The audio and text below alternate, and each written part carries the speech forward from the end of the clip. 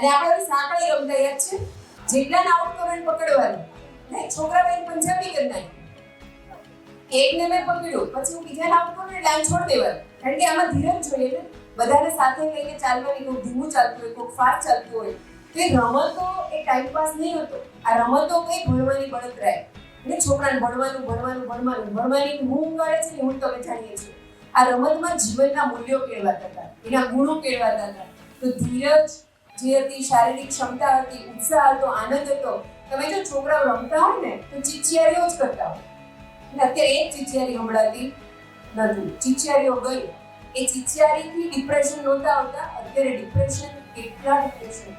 8મા ધોરણનું બાળક મુંબઈ, અમદાવાદ, વડોદરા અને સુરત 4 જગ્યાએથી દવા લીધી કે એની થેરાપી ચાલુ કરવાની, કોઈ એવું કીધું કે અહીંયા જાઓ હીલિંગ કરાવો ને.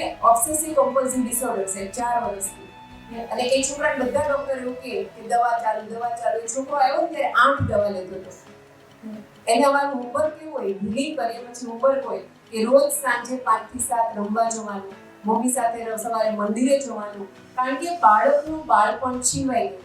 અને એ બાળપણ છીનવાશે ને એટલે એની ઉપર સારો માણસ ક્યારેય ઊભો થવાનો નથી.